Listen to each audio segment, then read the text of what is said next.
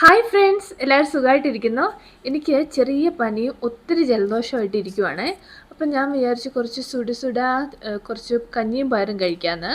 അപ്പം നോക്കുമ്പോൾ നമ്മുടെ പയർ തീർന്നു പോയി, പച്ചപ്പയർ. അപ്പം ഞാൻ പെട്ടെന്ന് അത് ഓർഡർ ചെയ്തപ്പോൾ ലോങ് ആൻഡ് ഫ്രൂട്ട് കേട്ടിട്ടുണ്ടല്ലോ. അപ്പം അത് ഞാൻ ഇതുവരെ കഴിച്ചിട്ടില്ല. അപ്പോൾ അതും കൂടി ഇതിൻ്റെ കൂടെ ഓർഡർ ചെയ്തേ. ഇത് നമ്മുടെ ലിച്ചി റംബൂട്ടാൻ്റെ ഒക്കെ ഫാമിലിയിൽ പെടുന്ന പോലത്തെയാണ്.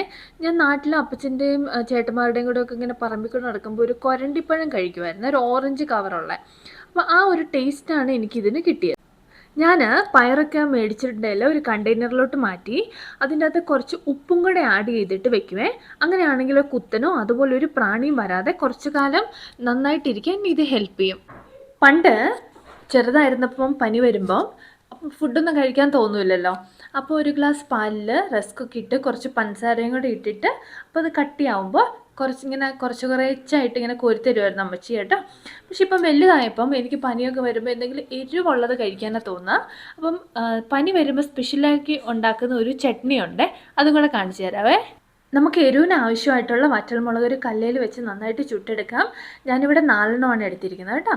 അപ്പോൾ അത് ഒരു മിക്സിയുടെ ജാറിലേക്ക് ഇട്ടിട്ട് സവോള, പുളി, നമ്മുടെ വാളൻപുളി, അതുപോലെ കറിവേപ്പില, പിന്നെ ഇതിനാവശ്യമായിട്ടുള്ള ഉപ്പ്, ഇത്രയും കൂടെ ഒന്ന് ജാറിലിട്ടിട്ട് നന്നായിട്ട് ഇതൊന്ന് ചതച്ചെടുക്കാം കേട്ടോ. 1-2 പ്രാവശ്യം കറക്കുമ്പോഴത്തേക്ക് ഇതുപോലെ കിട്ടും. ഇനി ഇതിലേക്ക് നമുക്ക് ആവശ്യത്തിനുള്ള തേങ്ങ കൂടി ഇട്ടിട്ട് ഒന്നും കൂടെ ഒന്ന് മിക്സ് ചെയ്ത് എടുത്തിട്ടുണ്ടെങ്കിൽ നമ്മുടെ ചട്നി റെഡി ആയിട്ടുണ്ട്.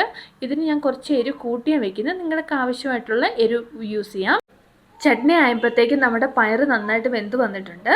നമ്മൾ പയറിന് ഒരു ചട്ടി അടുപ്പേ വെച്ചിട്ട് കടുക് പൊട്ടി വരുമ്പോൾ ഉള്ളി, വെളുത്തുള്ളി, കറിവേപ്പില ഒന്ന് മൂത്ത് വരുമ്പോൾ കുറച്ച് ഉപ്പും മഞ്ഞൾ പൊടിയും കുരുമുളക് പൊടിയും കൂടി ഇട്ടിട്ട് അതിൻ്റെ ഒരു പച്ചമണം മാറി വരുമ്പോഴത്തേക്കും നമ്മൾ വേവിച്ച് വെച്ചിട്ടുള്ള ചെറുപയറും കൂടി ഇതിലേക്ക് ഇട്ട് ഇളക്കി എടുത്തിട്ടുണ്ട്. നമ്മുടെ പയർ കറിയും റെഡി. ഈ കഞ്ഞിയും പയറും ഒരു നൊസ്റ്റാൾജിയ. പണ്ട് സ്കൂളിൽ പഠിക്കുമ്പം ഒരു കഞ്ഞിയും പയറും കിട്ടുമായിരുന്നു. പക്ഷേ എത്രയൊക്കെ നോക്കിയിട്ടും ആ ഒരു ടേസ്റ്റ് എനിക്ക് ഇതുവരെ കിട്ടുന്നില്ല കേട്ടോ. അപ്പം ഒരു ബോളിൽ കഞ്ഞി എടുത്തു, അതിൻ്റെ അകത്തൂടെ പയറും ചമ്മന്തിയും പിന്നെ നെല്ലിക്ക കറുപ്പിച്ചതാണ്. നിങ്ങളത് കഴിച്ചിട്ടുണ്ടോ? ഇത് അമ്മച്ചി ഉണ്ടാക്കി തന്നു വിട്ടതാണ്. അങ്ങനെ പനിയൊക്കെ വരുന്ന സന്ദർഭങ്ങളിലാണ് ഞാൻ യൂഷ്വലി ഈ നെല്ലിക്ക കറുപ്പിച്ച് എടുക്കുന്നത്. ഇനി ഞാൻ കഞ്ഞി കുടിച്ചിട്ട് അപ്പോഴത്തേക്കും ഇങ്ങനെ ജലദോഷം എല്ലാം ഒന്ന് ഇളകും. അത് കഴിഞ്ഞ് ഒന്ന് സ്റ്റീമും കൂടെ ചെയ്തിട്ട് വേണം എനിക്ക് പോയി കിടന്നുറങ്ങാൻ.